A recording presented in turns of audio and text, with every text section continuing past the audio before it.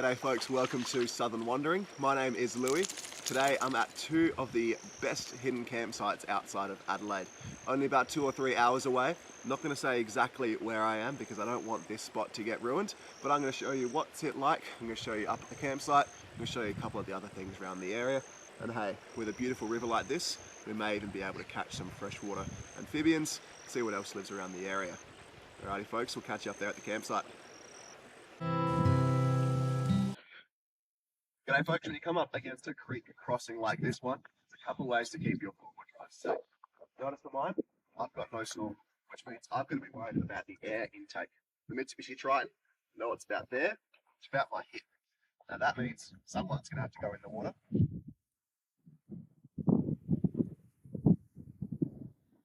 We're going to have to figure it out how deep it is. So first step, you're going to get your kit off. You don't want to ruin this. Nice shoes.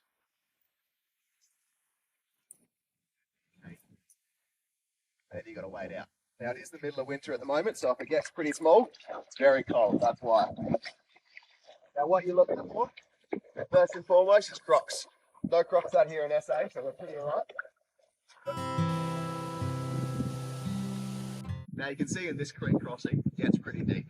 So you got to make sure I avoid this section, probably go over on the high side.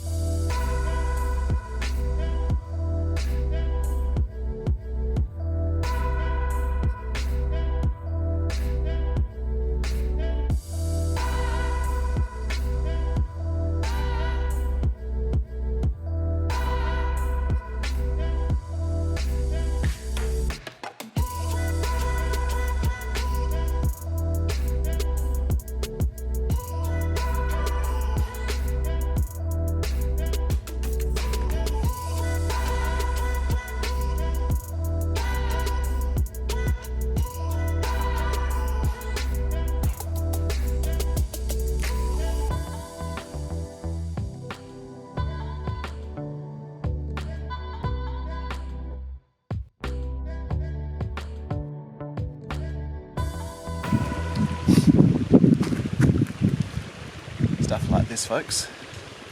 That's why we don't tell people where we camp. Nice shard of glass. Could easily go through my foot, my dog's foot. Not good enough.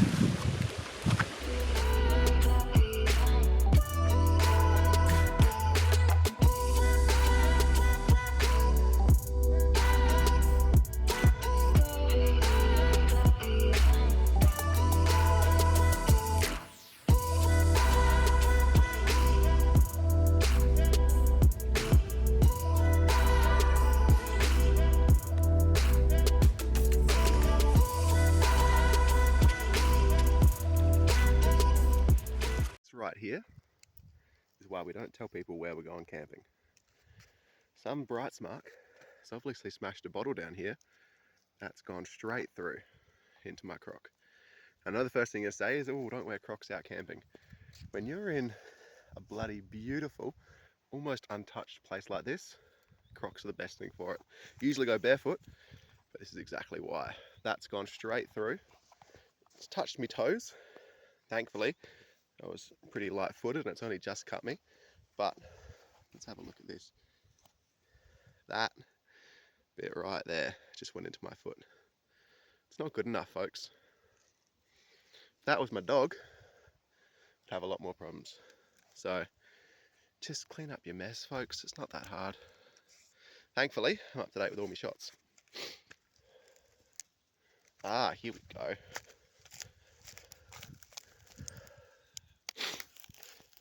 Carlton Draft.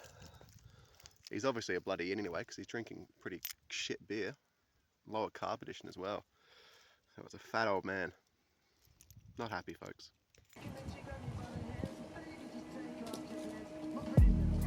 G'day folks, the sun has gone down, which means it is time for a delicious feed. As this campsite is so beautiful, I thought the best way to pay homage to it is by a bit of a throwback for me. A lot of you might not know, but a couple of years ago I worked in South Africa, and I'm going to cook up a bit of a braai. which is a fancy word for saying a barbecue. First things first though, no dinner is complete without a bit of, call it soft drink. Oh.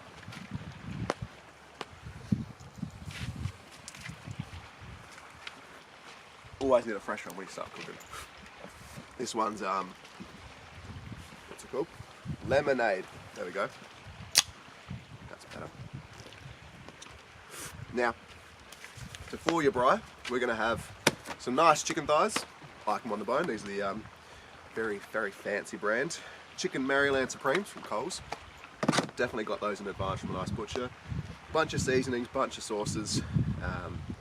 Got no idea where I actually got this recipe from. Really just came to me in a dream. Didn't take it out of a book or anything. Right, let's get straight into it. First things first, plastic bag. It's the key to any good recipe. A bit of plastic helps with your digestion. What I'm going to do, make sure this doesn't have any holes in it first.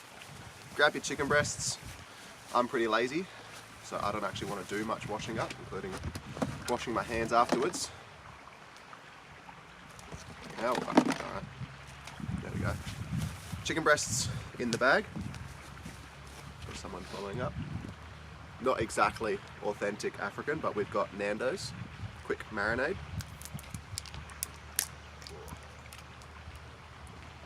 Medium spice, we'll see how that goes. I am not a spice fiend, nor is the bloke standing behind the camera giggling at me. So what you do, very important to have this in a plastic bag, so that way you can rub it around and get it marinating. Stick your finger in it, that's a great way to do it. What we'll do, I'm going to put that to the side, let it marinate for a bit. Now when I think of a traditional African braai, I think of food that you can eat on the go, things that don't necessarily require too much finicky work. So what we're going to do, chicken over the barbie, absolutely beautiful. A little bit of zucchini in there as well, that'll be quite nice. And a bit of corn and some garlic naan flatbread. Now a little trick that, again, just thought up on the spot, didn't get told by anyone, is soak your corn in water. No one likes a bit of dry, no one likes it dry. This will help it become a bit juicier and get rid of any of that crispiness that you don't want with corn. Corn, garlic naan, in this case it's damper. Unfortunately for my mate there, he's eating gluten-free one, so it's not going to be as great. Bit of rice, which is what we're going to do first because that will take the longest. We're going to let that chicken sit there and marinate for about half an hour, and we're going to start putting all this together. Sounds pretty good. All right, first things first, let's get this on the fire. Now I can almost guarantee this rice is not going to work. I just can't cook rice to save my life. I've got a rice cooker at home, but we're going to let that slowly start to simmer. Once this builds up some more coals, then we'll actually get the proper braai plate out, and yeah, we'll just let that start to cook. Like I said, it probably won't work. That's why we've got the flatbread as a backup. Easiest thing, Africa they call it stick bread, which is like, come on, you can be a bit more adventurous than that. Oi, numbnuts, where's your beer?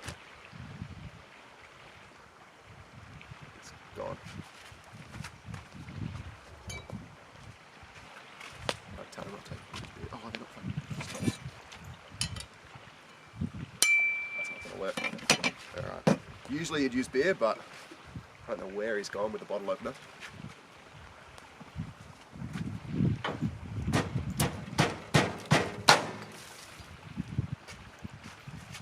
There we go.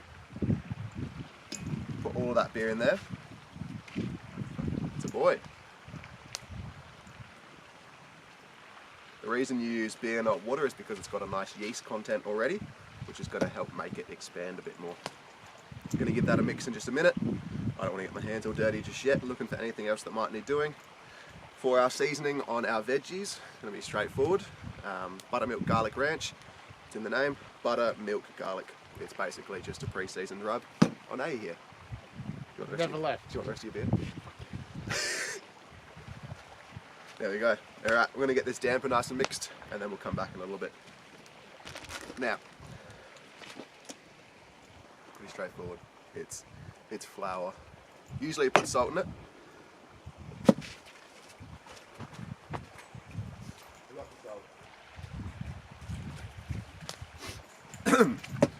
Usually put salt. A bit of salt and pepper makes everything taste better. Again, really expensive brands here. Coles is finest.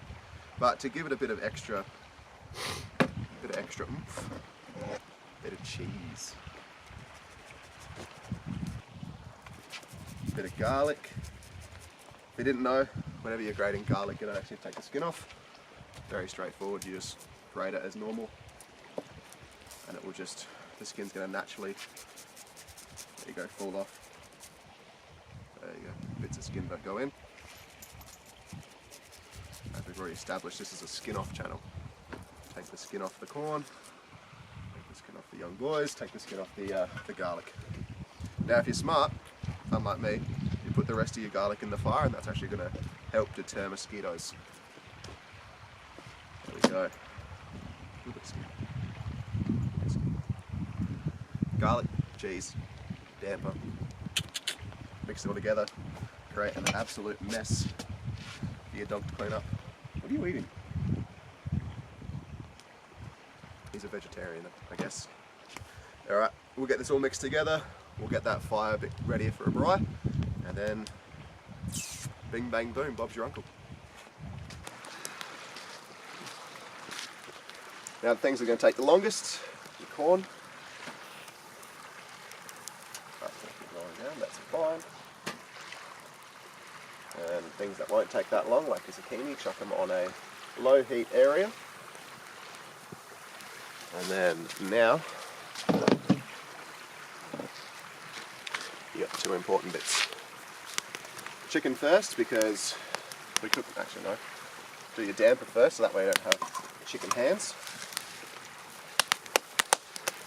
Nice and flat. The thinner it is, the quicker it's going to cook. And the aim of this is you'll be able to pick up some of your dinner and kind of smush it inside. Also realised, gluten-free flour and a full gluten beer, not my brightest moment, but hey, it's going to work. They reckon damper is actually one of the oldest foods that's transferred into modern day, because Indigenous Australians have been using wattle seed, pounding it up, making it into a bread-like consistency for about 60,000 years. Losing my leg hairs here because someone made the fire too hot. And chicken. Oh, someone made the fire way too hot. By someone, I definitely mean me. So let's try and calm this baby down. Take two. Now that everything's calmed down a little bit, we'll let this start slowly cooking. Probably shuffle things around a little bit more. And by the end of it, we'll probably have some very blackened food. If there's any Africans, South Africans, however you want to call yourself, I do apologise if you're watching this. I know I've done a great discredit to your culture. But hey, it's going to taste nice, even if I have lost all of my leg hairs. We'll come back with the end result. Okay.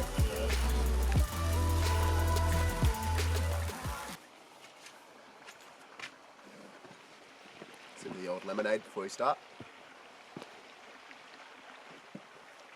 Well, there you go, folks. Might have been a bit of a failed attempt tonight, but this is your braai. We've got your roasted corn, your blackened chicken. Zucchini turned out alright, and these little dampers are quite nice. We'll give it all a taste test. Shout out to a guy called Hanno who got me onto this. But this is Miss MHS Balls original chutney. I just call it the African chutney. It's really quite nice. We'll put some of that on a plate. That way we can dip things into it and it makes things a heck of a lot better. Plus we got extra peri-peri and extra of your garlic ranch mayonnaise if you need it. Start us off. Everyone wants to know what the chicken's like. I know it's pretty black. Most importantly, is it cooked?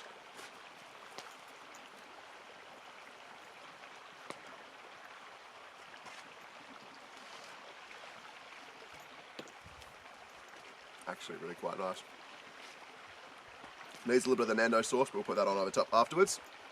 Corn on the cob, which is the prettiest side. That's the prettiest side.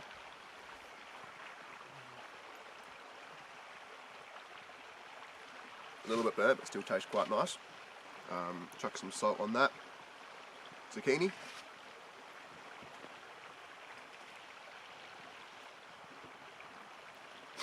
That one didn't actually absorb much of the flavour, so it just tastes more or less like zucchini. In the future, if I was to do that, I might score the zucchini so that way it actually absorbs in. And lastly, you got your damper.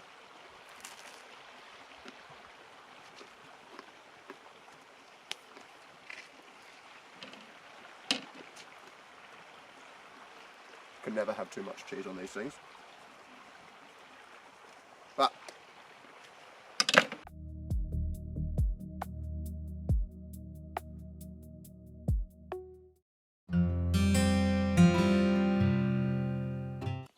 well, there we go, folks. We are now at site number 2.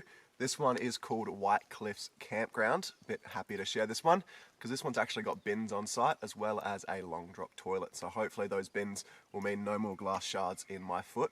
But have a look at this absolutely gorgeous water. You can pretty much see straight to the bottom. It continues all the way out and around. Almost wish I brought the kayak out, but look at that, probably a metre or so deep, and you can just see everything below. Once the sun's out a bit more tomorrow, I might go for a snorkel, see if we can get you some footage.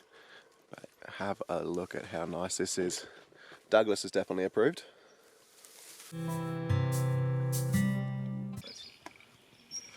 Bacon and mushroom cheesy pasta. Last night at camp, I want something really quick and easy. I think all in all, this one's about 10 ingredients, so it should be really simple.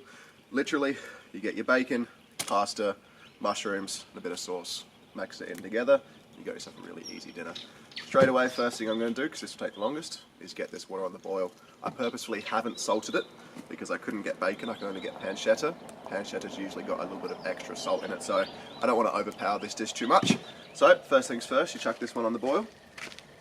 Put it right on the hottest part. And then, while that's cooking, we're going to start getting some other things ready. While that is boiling away, most important thing, open up a lemonade. Helps you get through the night. Really simple dinner tonight, like I said. Reason I've gone pancetta, one, tastes a little bit better, but if you've ever gone to Coles in Australia, you know how hard it is to get Australian bacon, and I refuse to buy I don't even know where it's from. Most of the time it is Chinese pork that you get from Coles and Woolies and a lot of your IGAs and Audis. So whenever you're buying pork-based products, I recommend checking where it's from. Pancetta, basically bacon. It's just fancier, covered in spices. A little bit tougher. I'm going to dice this one up, and then we'll come on back. We're going to put it in the pan. We're going to let this slowly start simmering because all this fat is going to render out. And then I'm going to put the mushrooms in there and hopefully put some of this fat into the mushrooms. Catch you in a little bit.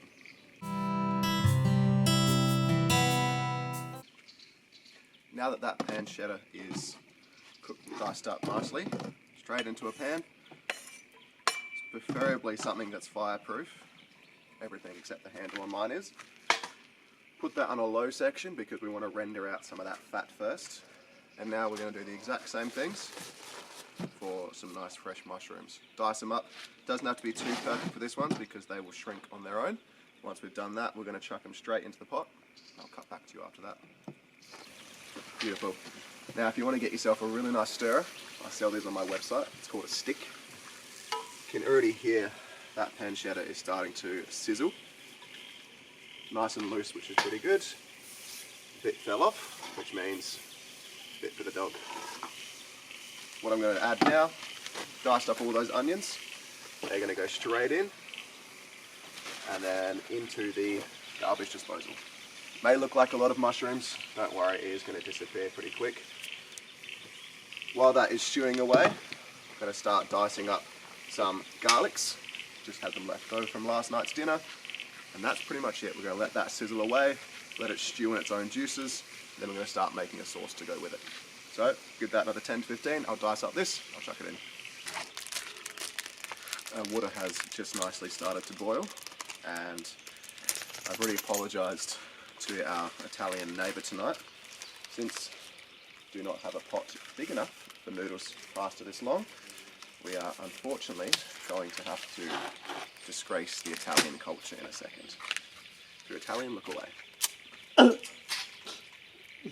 So that's going to sit in there quite nicely. This has been put on a hotter heat just to help it stew a bit more. Again, we pretty much just sit here and we wait. It's what makes this a really nice second night dinner. I've got to do stuff all. Might even start doing the dishes pretty soon. That's stewing, that's cooking. This looks beautiful. Hopefully, if you're cooking along, got yourself a drink as well.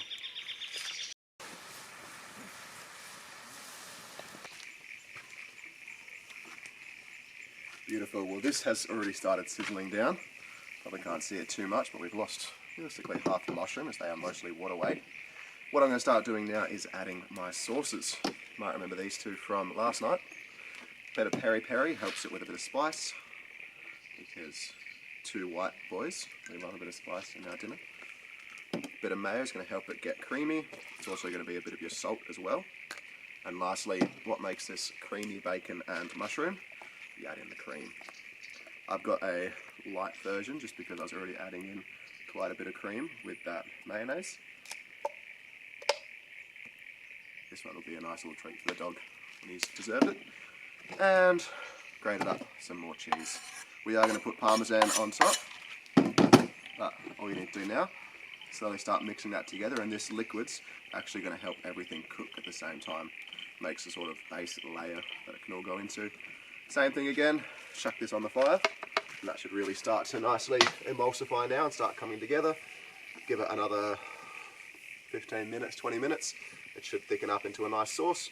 These mushrooms should finish up cooking, and then by the time this is all done, that pasta is going to be absolutely al dente. For me, that's it for cooking. I'll come back to you when that's a bit closer. Well, there we go. You can see it's formed quite a nice thick skin. Nice and gloopy. I did add a little bit of flour to it just to help out with time, because as you can tell, it got very dark very quickly. All you need to do now, get your pasta, drain all the water, dump it in on top. Now this is definitely going to be far too much for two people, but this recipe is designed for about 3 or 4. I want to take some home and have some for lunch tomorrow, so give it a nice good stir, bring it all together. If you don't want to use as much pasta, it will give you a bit more sauce and mushroom, but like I said, I'm trying to make this one last for a little while, because I didn't pack a lunch for tomorrow, so this is going to be absolutely beautiful. While that is stirring away, a little bit of Parmesan cheese on top, never hurt anybody.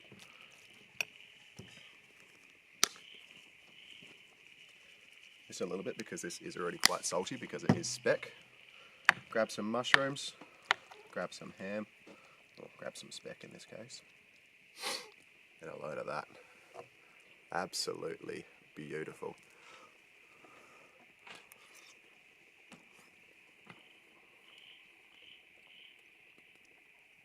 It's perfect. It's going to keep us warm tonight, and there'll be enough for tomorrow. I'm going to plate this up. We'll catch you in the morning. Have a good night. Well, folks, that is it for Southern Wandering today. Hopefully you have enjoyed. Still at White Cliffs, it is absolutely gorgeous. The sun is shining down, and I think that water is calling my name. So let us go and check it out. Woo!